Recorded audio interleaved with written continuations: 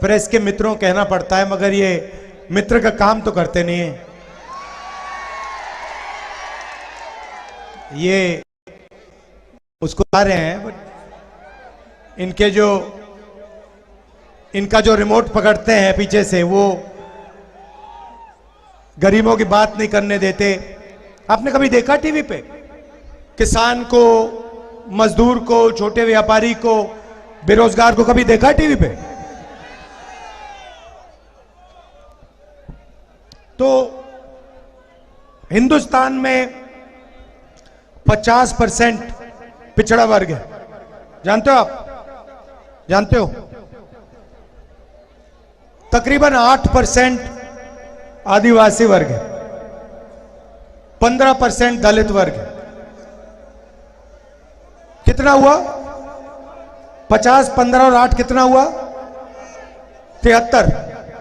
तो 73% पिछड़े, दलित, आदिवासी, उसमें हिंदुस्तान में 15% आप माइनॉरिटी छोड़ दीजिए, 90% हो गए। अगर आप हिंदुस्तान के सबसे बड़ी कंपनियों की लिस्ट निकालें,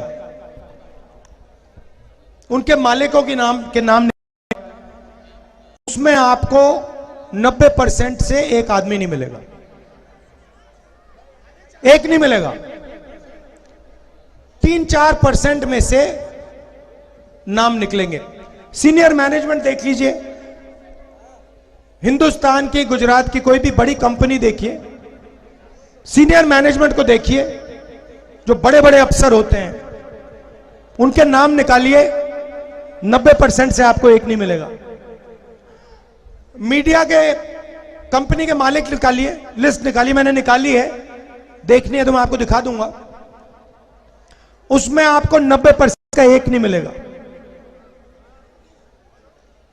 हिंदुस्तान के बजट को 90 लोग बांटते हैं। आईएएस अफसर हैं दिल्ली में, उनकी मैंने लिस्ट निकाली। मैंने कहा चलो देखते हैं हिंदुस्तान के बजट को कौन बांटता है।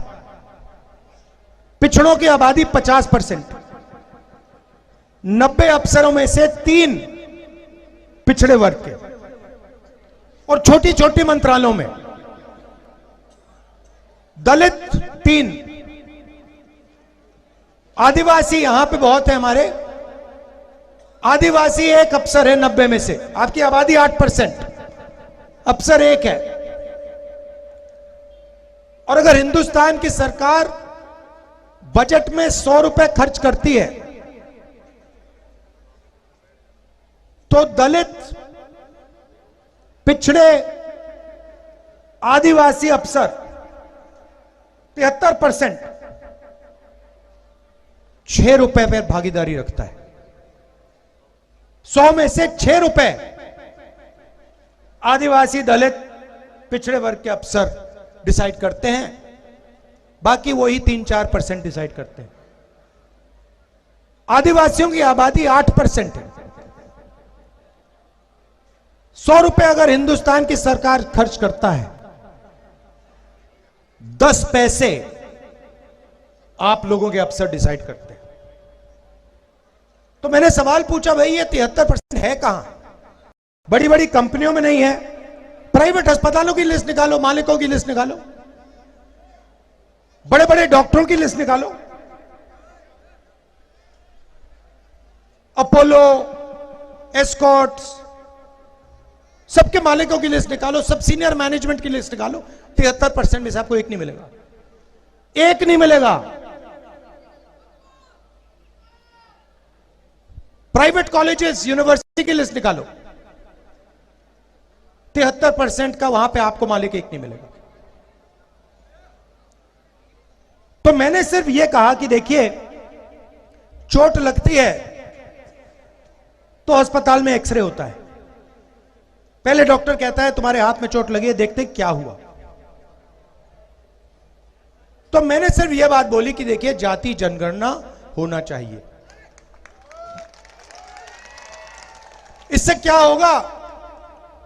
हिंदुस्तान के हर नागरिक को पता लग जाएगा कि हिंदुस्तान का धन किसके हाथ में है, पिछड़ों को पता लग जाएगा कि हमारी आबादी इतनी है और इस देश का इतना धन हमारे हाथ में है, इस देश की संस्थाओं में हमारे ये लोग हैं,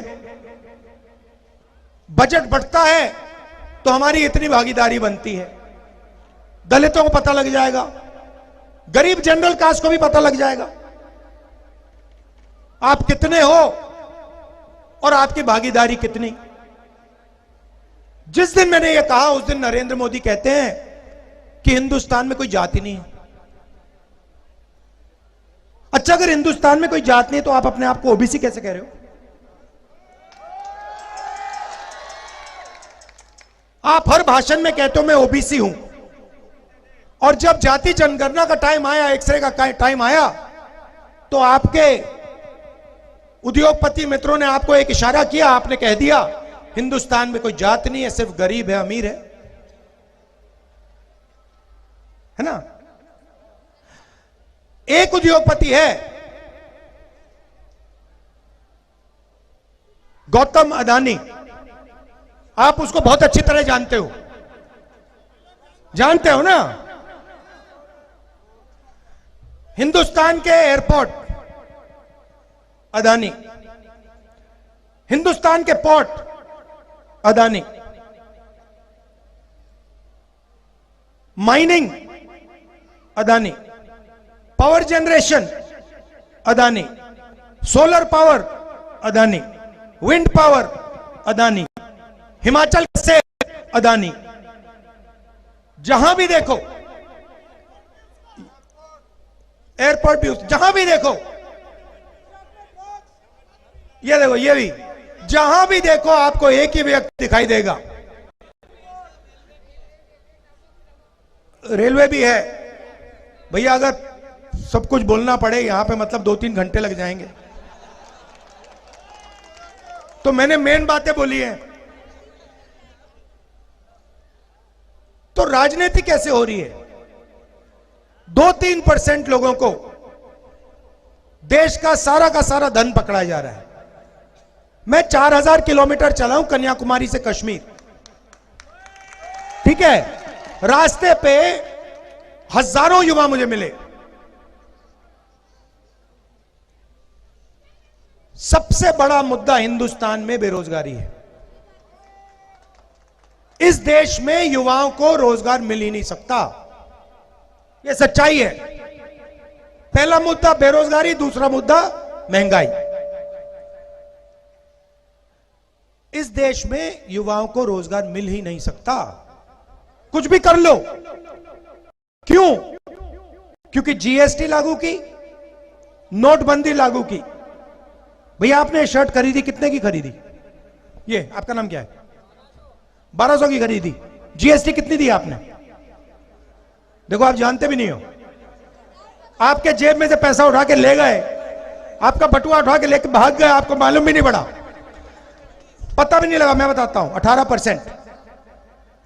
18%। कितने की खरीदी थी?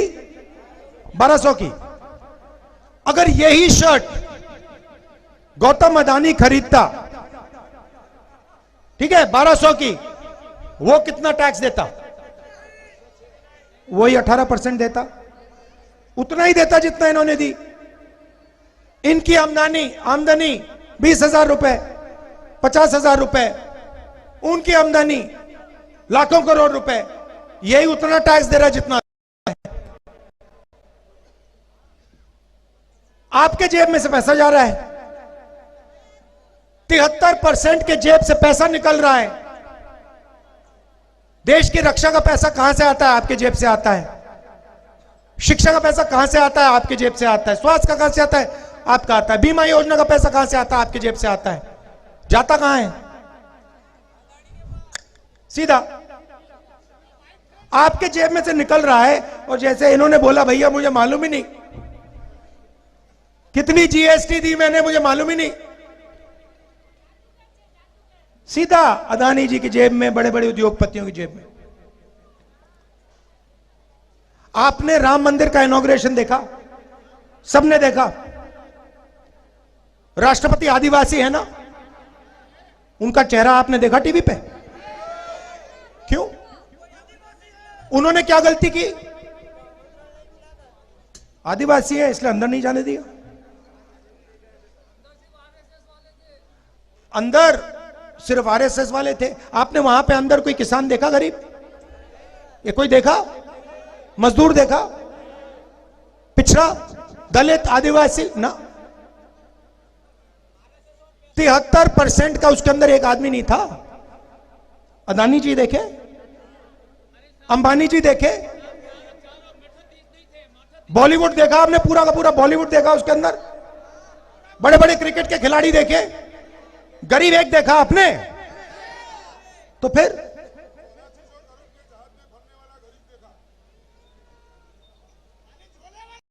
हाँ, तो ये हो रही है राजनीति। इसीलिए हमने भारत जोड़ो न्याय यात्रा शुरू की है। इसीलिए हम 4000 किलोमीटर चले। आप कहोगे भाई 4000 किलोमीटर चलने की क्या जरूरत है, हमारी बात ही नहीं रखते। कुछ भी कर लो मीडिया वाले, जो देश के मुद्दे हैं कभी रखते ही नहीं है। बस भैया साहब, अगर भैया देखो, अच्छा मीडिया है किसका? मोदी जी का नहीं है, बड़े बड़े उद्योगपतियों का है। आप जानते हो नरेंद्र मोदी जी ने हिंदुस्तान के 100 सबसे बड़े उद्योगपतियों का कितना कर्जा माफ किया है? 16 लाख करोड़। 16 लाख करोड़। अगर भैया कांग्रेस पार्टी 50 उद्योगपतियों का 16 लाख करोड़ रुपया माफ कर देती तो 24 घंटे आपको कांग्रेस पार्टी मीडिया पे दिखती। हमारी राजनीति किसान की है, मजदूर की है, गरीबों की है। 1 मिनट नहीं दिखते हम लोग। नरेंद्र मोदी जी की राजनीति अरबपतियों की मदद करने की है। 24 घंटा दिखेंगे, उनका है वो टीवी, आपका थोड़ी है। पहले रास्ते थे, 73% के रास्ते थे। कौन से रास्ते थे? पब्लिक सेक्टर था, BHEL, HAL, ये संस्थाएं थी। किसी को दिल में देशभक्ति थी तो कहते थे भैया आप जाके सेना में जाइए, एयरफोर्स में जाइए, नेवी में जाइए। वो भी रास्ते रोक दिए। पब्लिक सेक्टर को एक के बाद एक प्राइवेटाइज कर रहे हैं। और अग्निवीर योजना तो आपने बहुत अच्छी तरह समझ ली है, देख लिया है। 2 तरीके के शहीद हैं अब, एक रेगुलर आर्मी वाला और दूसरा अग्निवीर। दोनों एक साथ लड़ेंगे, दोनों एक साथ लड़ेंगे। एक की 6 महीने की ट्रेनिंग होगी, दूसरी साइड चाइना वाले 3-4 साल की ट्रेनिंग लेके आएंगे। हमारे अग्निवीर जाएंगे 6 महीने की ट्रेनिंग लेकर। जब वो शहीद होंगे उनको कहा जाएगा देखो तुम अग्निवीर हो, तुम्हें शहीद का दर्जा नहीं मिलेगा,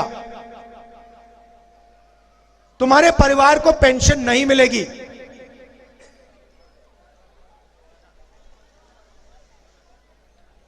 वो ठीक से लड़ेगा क्या?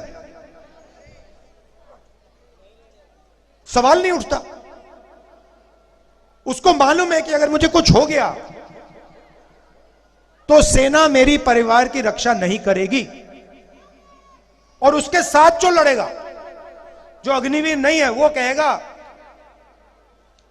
मेरी पूरी की पूरी रक्षा होगी, अगर मैं शहीद हो गया मेरे पूरे परिवार की देखभाल होगी, पेंशन मिलेगी, शहीद का दर्जा मिलेगा। तो नतीजा आपको मालूम है। अग्निवीर क्यों आया? कारण क्या है? क्या कारण है? मैं बताता हूं।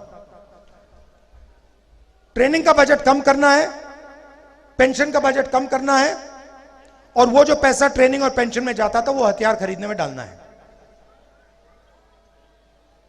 हथियार के इंडियन डिफेंस के सारे कॉन्ट्रैक्ट देख लो, ड्रोन के कॉन्ट्रैक्ट देख लो, हथियार के कॉन्ट्रैक्ट देख लो, सारे के सारे एक ही व्यक्ति को जा रहे हैं। नई राइफल आ रही है, इजराइल में बनती है, अदानी जी का जॉइंट वेंचर है, यहां पे बेचेंगे, आर्मी को बेचेंगे, सीधा पैसा आएगा।